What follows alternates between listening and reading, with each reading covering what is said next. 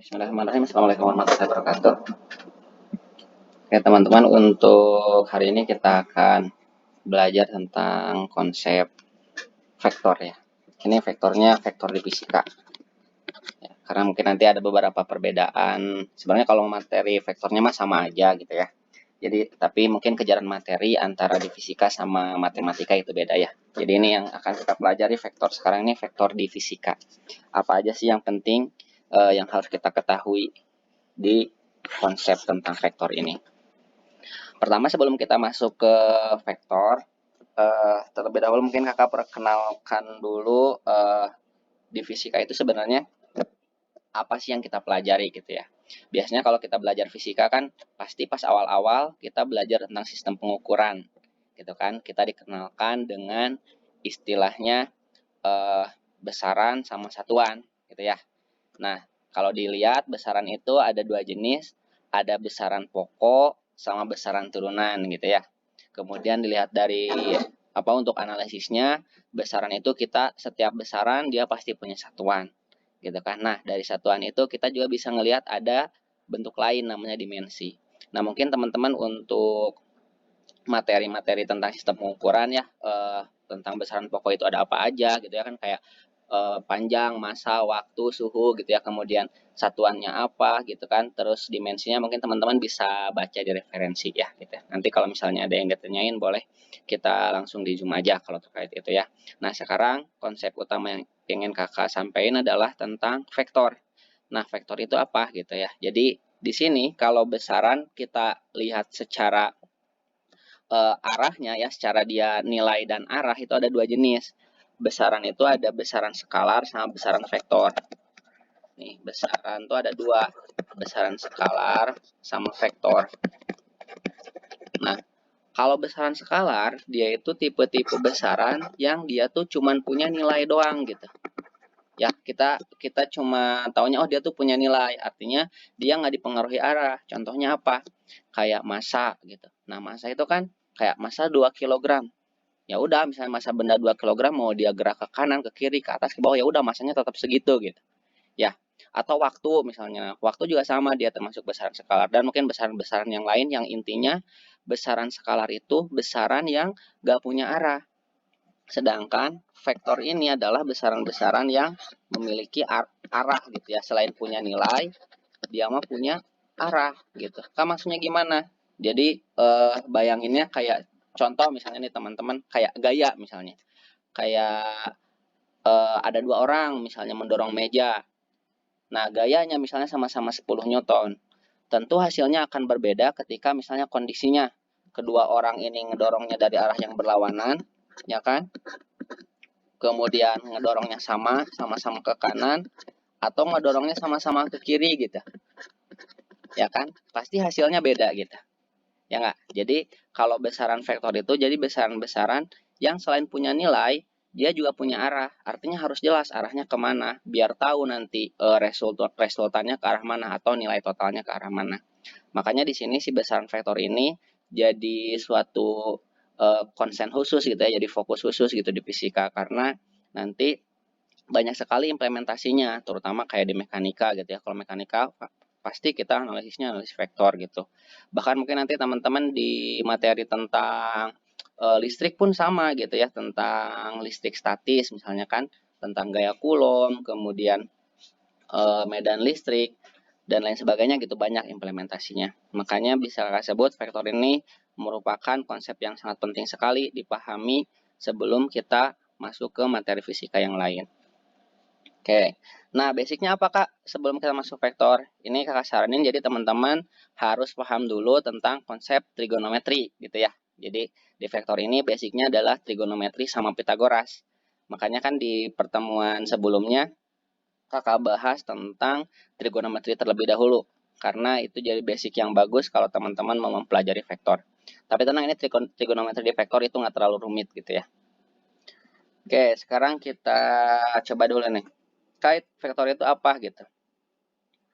Nah, teman-teman bisa bayangin, misalnya kakak punya koordinat ya, punya bidang kartesius nih. Ya kan sederhana ya, ada X, Y gitu kan, standar lah. Nah, misal kakak bikin ada sebuah besaran vektor gitu, arahnya ke kanan atas gitu kan. Nah, ya kan jadi secara apa ya, istilahnya secara intuisi lah kita bisa ngelihat bahwa kalau ada bidang kartesius gitu kan ya posisi posisi arah gerak kita bisa ke kanan kiri, kalau enggak atas bawah gitu. Misalnya ini kayak vektor yang kakak gambarin nih, itu dia arahnya berarti ke kanan atas gitu. Nah, jadi yang harus teman-teman bayangin adalah bahwa setiap nilai vektor itu tuh dia menunjukkan arahnya gitu. Jadi dia tuh punya arah. Arahnya kemana? Oh, ini arah ke kanan sama arah ke atas. Kan maksudnya gimana? Contoh misalnya di sini tuh arah arah ke kanannya misalnya dia tuh 4 nilainya gitu. Arah ke atasnya nilainya 3. Maka besar vektor ini berapa gitu. Ya kan secara Pitagoras bisa kita hitung nilainya sama dengan 4 kuadrat tambah 3 kuadrat kan ya. Jadi 16 tambah 9. Oh berarti ini 5. Oh berarti vektor ini, si vektor 5 ini nilainya 5 dibangun oleh vektor ke arah X-nya 4, ke arah Y-nya 3 gitu. Atau bisa kita sebut misalnya anggaplah vektor ini adalah vektor F gitu ya. Vektor F-nya 5. Berarti F ini sebenarnya dibangun oleh di arah X-nya 4 atau biasanya ditulis 4i gitu kan. 4i ditambah 3j gitu ya. Jadi kalau misalnya nanti teman-teman di vektor nemu bentuk ada i, j itu apa? Itu tuh sebenarnya menunjukkan bahwa komponen vektornya dibangun oleh, kalau i berarti arah kanan gitu ya, karena positif. Kalau j berarti arah atas. Kalau negatif gimana Kak? Ya kebalikannya gitu. Sehingga buat nyari nilainya, teman-teman tinggal lakuin Pitagoras aja, berarti akar 4 kuadrat tambah 3 kuadrat. Gitu ya. Nah, itu dari sisi komponen. Jadi yang namanya vektor, pertama yang harus teman-teman ingat, yang namanya vektor arahnya, kalau 2 dimensi ya, dibangun oleh arah kanan kiri, kalau enggak atas bawah gitu. Kejarannya apakah di vektor ini? Pokoknya kejaran materi vektor ini adalah sampai kalian paham buat nyari nilai resultannya, nilai total vektornya gitu. Karena kan vektor yang bekerja pada suatu benda belum tentu cuma satu gitu. Ya, sama kayak tadi ya, kayak misalnya tadi kasusnya kayak ngedorong meja, mungkin yang ngedorongnya tuh bukan cuma seorang gitu, bisa 2 orang, 3 orang atau lebih. Nah, tergantung gitu ya, gaya yang berpengaruhnya apa. Di situ kan ada gaya gesek juga. Berarti di situ nanti kita harus menganalisis ada berapa gaya yang bekerja. Nah, totalnya berapa. Nah, masalah total dipengaruhi, kita harus tahu arahnya kemana gitu. Oke. Nah, jadi pokoknya intinya teman-teman di sini pertama yang harus teman-teman pegang adalah bahwa vektor itu dia dibangun oleh komponennya. Kalau ini komponennya berarti ke kanan 4, ke atas 3 gitu. Nah, cuman masalahnya sama kayak di trigonometri. Terkadang vektor itu dinyatakannya nggak cuma dalam bentuk arah komponennya gitu, tetapi dalam bentuk sudut. Maksudnya gimana Kak? Ya kan kalau kita misalnya kayak ada anak kecil main mobil-mobilan gitu ya, kemudian mobil-mobilannya dikasih tali gitu. Kan gini ya, gitu kan. Nah, misalnya ada anak kecil. Ya, gitulah ya. Nih ya, ini malah ke leher ini ya. Ya, gitulah kurang lebih. Jadi bisa diibaratkan aslinya sebenarnya teman-teman nanti yang dikasihnya itu bukan dalam bentuk komponen, kebanyakan dalam bentuk sudutnya gitu. Ya, oh ngebentuk sudut berapa gitu. Misalnya ada anak kecil nih, ada anak kecil lagi narik mobil-mobilan gitu. Terus ngebentuk sudut, ya kan? Betul, gaya yang dia kasih ngebentuk sudut gitu. Jarang banget kita dikasihnya dalam komponen vektornya gitu. Makanya kenapa kakak bilang di sini ada kaitannya sama trigonometri. Karena ini nanti ada hubungannya. Jadi misalnya gini, kita punya vektor nih, arahnya ke arah kanan atas gitu ya. Misalnya besarnya 10 Newton gitu. Oke, 10 Newton. Ngebentuk sudut 30 derajat gitu. Nah, ngebentuk sudut 30 derajat. Oke. Nah, jadi teman-teman pertama bisa menganalisis untuk mencari komponen vektornya gitu. Komponen penyusunnya. Kan tadi penyusunnya ada yang arah Y, ada yang arah X gitu kan ya. Betul? Gini kan? Nah, gimana cara nyarinya? Nah, teman-teman pakai aturan dasar trigonometri. Ya kan, yang sinus sama kosinus gitu kan. Kalau sinus atau kalau sinus perbandingan apa sama apa. Sin itu kan perbandingan depan per miring ya. Gitu kan, berarti yang namanya sin ya. Sin berarti sin 30 sama dengan depan per miring kan, Y per 10. Ya, nilai sin 30 itu berapa? Setengah kan? Berarti Y-nya sama dengan 10 kali 1 per 2 ya. Oh, berarti komponennya adalah 5. Ya, jadi komponen yang pertama kita dapat 5. Kemudian komponen yang lainnya kemana gitu? Oke, yang X berarti kan. Yang X kita cari. Berarti kalau ini cos, pakai cos ya. Samping per miring gitu ya. Cos 30 sama dengan X per 10. Cos 30 berapa nilainya? Setengah akar 3 ya, atau akar 3 per 2. Sehingga kita dapat X-nya sama dengan 10 akar 3 per 2. Atau 5 akar 3 gitu. Oke, sampai sini kebayang nggak teman-teman? Jadi ibaratnya, pertama teman-teman harus paham bahwa kalau ada suatu vektor, itu pasti dibangun oleh komponen-komponen. Dan untuk mempermudah komponennya, cari komponen X sama komponen Y. Caranya dengan apa? Cari dia sudutnya gitu kan, lihat sudutnya berapa, kemudian pakai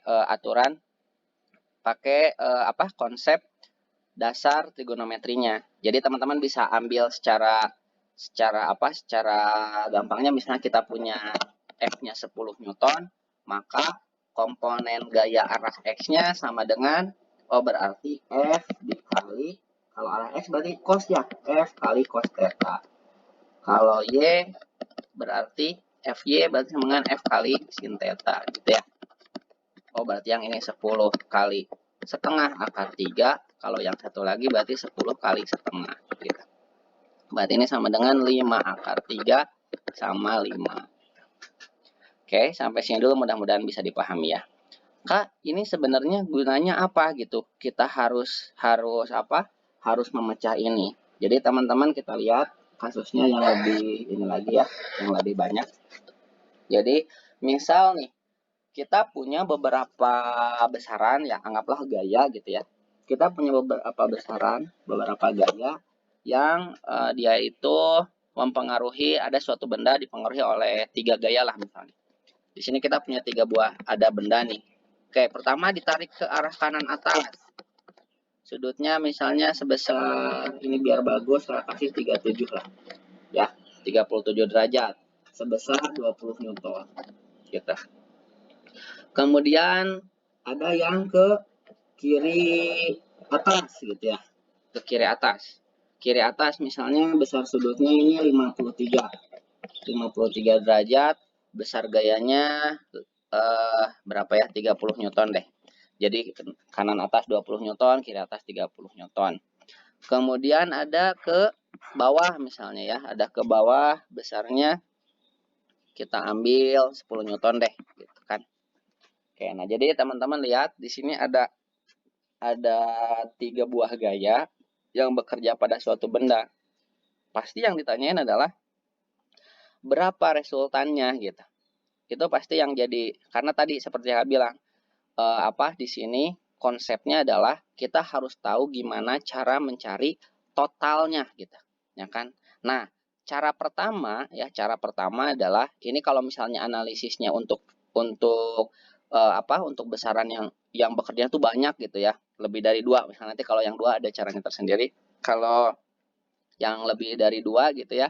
Jadi analisis yang termudahnya adalah dengan teman-teman mencari komponen-komponennya gitu.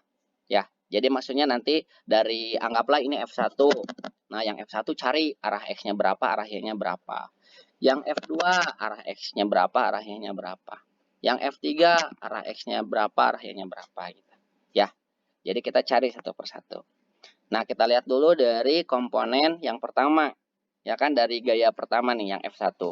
Berarti kan dia dibangun oleh gaya ke arah kanan dan atas gitu kan. Ini kita sebut kanan atas kan. Oke, berarti kita cari F1X-nya. F1X berarti sama dengan F1 kali, kalau X tadi apa? Cos. Ya, kali cos 37. F1-nya 20. Cos 37 itu 0,8. Berarti 20 kali 0,8, 16 gitu ya, 16 Newton. Kemudian F1Y.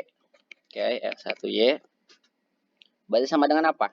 F1 kali sin 37 gitu. Sin 37. Berarti F1-nya 20 kali sin 37. Sin 37 berapa? 0,6. Oke. Ya, ini mah ingat-ingat aja nilai cos 37 sin 37 sama yang 53 ya. 20 kali 0,6 berapa? 12 Newton. Oke, ini komponen yang F1. Sekarang kita lihat komponen yang F2. F2 berarti F2X. Nah, F2X lihat arahnya kemana dia? Kiri, ya kan? Karena ke sini. Berarti dia arahnya ke kiri sama ke arah atas gitu ya. Jadi, ini bisa kita sebut, oh ke arah untuk yang F2, yang arah X-nya berarti berlawanan dong dengan yang F1 gitu. Nanti berarti hubungannya harus dikurang gitu ya. Makanya kenapa di sini harus hati-hati dengan arahnya. Kita harus paham dulu arahnya kemana. Karena nanti berkaitan dengan penjumlahan atau pengurangannya gitu. Oke, jadi yang perlu diperhatiin, jadi teman-teman jangan ngapalin. Kalau di sini ya, jangan ngapalin, Kak ini kan harusnya minus. Ya terserah nanti kita ngejumlahinnya seperti apa. Yang penting kita ingat, kalau arahnya berlawanan, oh berarti nanti dikurang gitu. Ya, oke.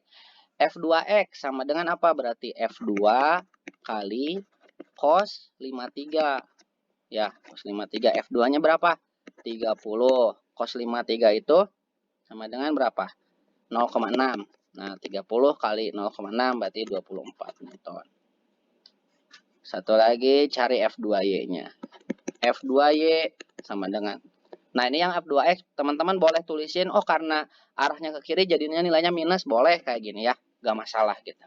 Oke, karena arahnya kiri tadi, ingat-ingat ya, arahnya kiri jadi minus, boleh.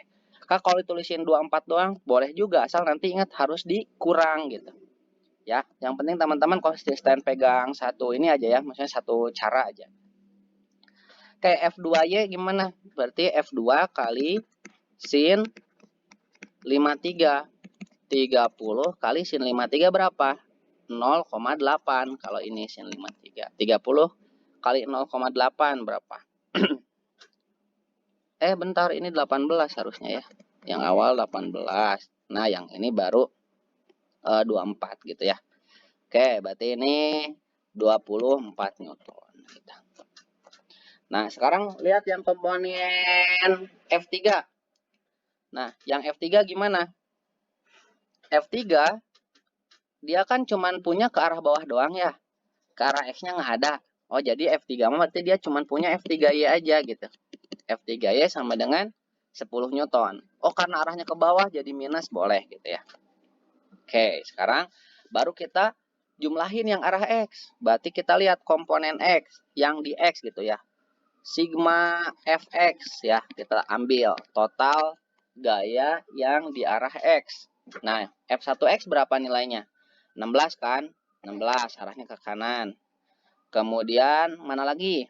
F2X, arahnya ke kiri kan? Oh, berarti berlawanan ya. Oh, berarti sigma Fx adalah 16 kurangi 18. Sama dengan min 2 Newton. Nah, min ini menandakan arah pergerakannya ke kiri gitu ya. Karena kan biasanya buat acuan awal kita yang positif itu ke kanan sama ke atas kan. Ya kan di bidang kartesius gitu kan. Sumbu X yang kanan itu positif. Sumbu Y yang atas yang positif. Bawahnya negatif. Kalau sumbu X kirinya yang negatif gitu. Lanjut, sigma Fy sama dengan apa total gaya di Fy? Yang F1-nya 12 ya kan? Kemudian yang apa? Yang Y-nya yang F2-nya 24, arahnya sama-sama ke atas jadi tinggal ditambah. Kemudian yang Y-nya kan arahnya ke bawah ya, jadi minus, makanya ini minus, berarti dikurang. Jadi 12 tambah 24 min 10. Sama dengan berapa? 36 kurangi 10, berarti 26 gitu. Oke, atau misalnya teman-teman pada akhirnya bisa tulisin, oh resultannya atau gaya totalnya, F totalnya, tulisin aja secara komponen. Oh berarti min 2 Newton, berarti kan min 2I ditambah 26 J gitu ya. Oke. Nah, berikutnya tinggal dicari misalnya berapa nilai F-nya. Oh, akar min 2 kuadrat tambah 26 kuadrat. Berarti sama dengan akar Min 2 kuadrat berapa? 4. Ya, ditambah 26 kuadrat. 26 kuadrat itu berarti 676 ya. 676. Gitu. Berarti sama dengan akar 700. Berarti 10 akar 7 Newton.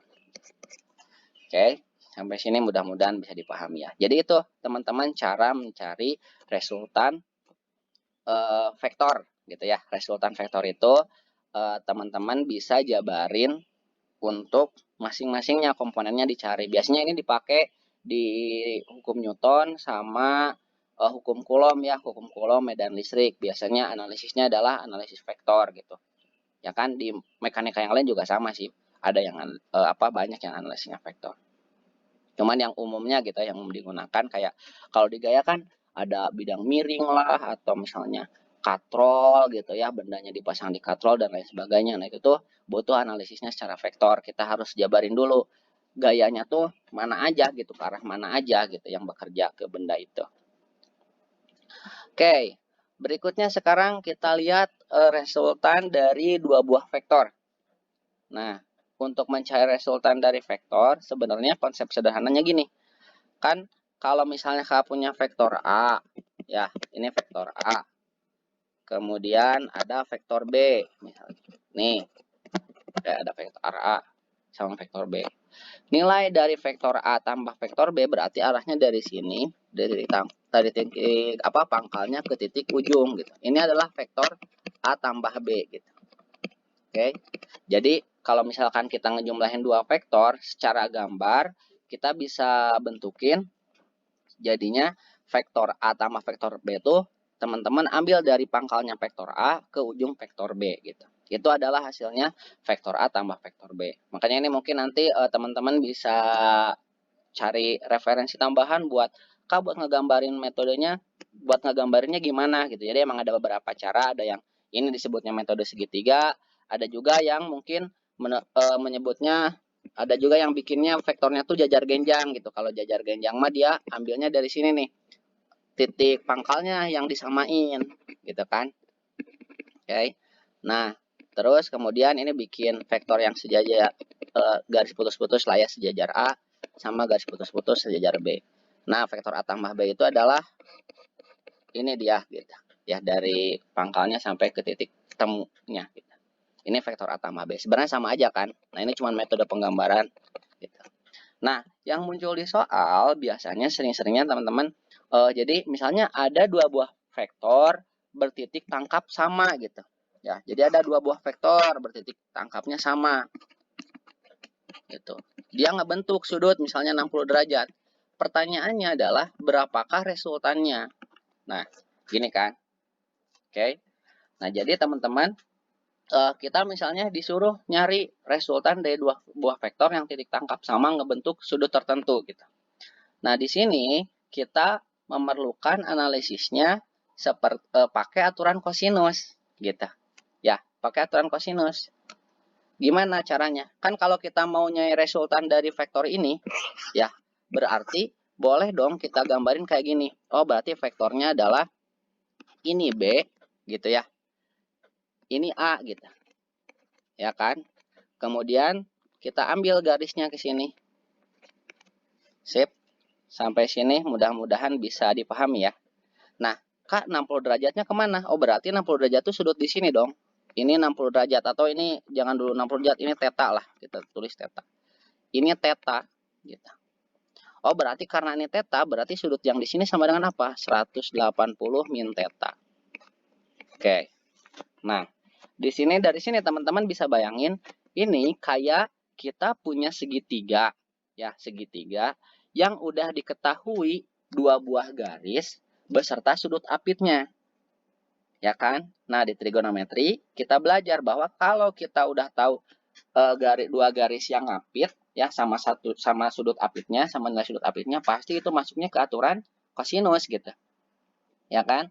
Jadi teman-teman bisa bikin buat resultannya sama dengan apa? Ya kan, buat resultan atau total gaya lah ya, atau total gaya, total besaran vektornya.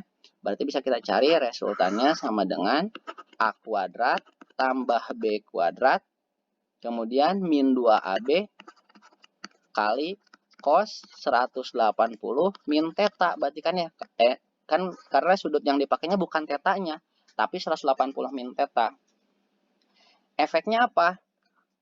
Di sini kan pas yang awal kita belajar ya, ada konsep hubungan antara sudut di kuadran 2 gitu ya. Jadi kalau cos 180 min theta itu sama dengan apa? Sama dengan min cos theta. Ya kan? Jadi ini tuh sama dengan min cos theta. Jadi R-nya sama dengan apa? Akar A kuadrat plus B kuadrat. Karena ini minus, ya, minus dikali min jadi plus ya. Plus 2AB cos theta. Nah, jadi ini nih resultannya ya. Jadi resultan dari dua buah vektor gitu ya. Jadi kalau misalnya teman-teman dikasih pertanyaan, oh ada dua vektor nih, ya, dua vektor ngebentuk sudut 60 derajat gitu. Yang satu nilainya misalnya berapa ya? 20 Newton deh. Satunya lagi 15 Newton. Pertanyaannya, berapakah gedean 10 sama 8 aja deh. Nah, 10 sama 8. Oke. Berapa resultan dari kedua vektor ini? Ini kasusnya banyak ya, macam-macam, ibaratnya kayak oh ada buku nih, buku ditarik sama orang, sama dua orang gitu ya. Cuman gaya yang dikasih sama dua orang itu ngebentuk sudut 60 derajat gitu. Ya. Contoh kasusnya mah banyak gitu. Jadi ini kakak ambil ada dua buah vektor ngebentuk sudut 60 derajat. Pertanyaannya berapa resultannya? Jadi teman-teman tinggal masukin aja ke sini. Resultannya sama dengan akar A kuadrat, berarti 10 kuadrat, tambah 8 kuadrat, tambah 2 kali 10 kali 8 kali cos 60 gitu ya. Cos 60. Sama dengan berapa nih? Akar 100 tambah 64 tambah berapa? 160 kali cos 60 berapa? Setengah ya. Sama dengan akar dari 164 tambah 80. Berarti ini sama dengan akar 244 ya. Oke, akar 244. 244 itu berarti dari berapa ya? Akar 4 kali 61 kayaknya ya. 4 kali 6, oh ya betul. Berarti ini sama dengan 2 akar 61 Newton. Oke. Sip, ini dia gitu ya. Oke, jadi teman-teman sampai sini mudah-mudahan bisa dipahami ya. Jadi intinya kalau di materi vektor, ujung-ujungnya adalah teman-teman disuruh nyari gimana caranya mencari resultan. Ya, ingat kejaran di sini tuh di materi vektor di fisika tuh adalah gimana caranya supaya teman-teman bisa nyari resultan dari vektor. Karena ini nanti yang akan dipakai untuk analisis materi-materi lainnya gitu. Ya sebenarnya kalau yang diajarin di kelas pasti banyak banget gitu ya. Cuman di sini kakak ngambil intinya aja bahwa vektor ini konsepnya. Pertama, teman-teman harus bisa nyari komponen-komponennya. Ya, kedua, gimana caranya resultannya. Udah, itu aja gitu. Karena itu nanti yang bakalan dipakai buat analisis. Oke, teman-teman, kalau gitu untuk materi vektor dicukupkan sekian ya. Nanti untuk latihan soalnya kita lanjutkan di Zoom ya.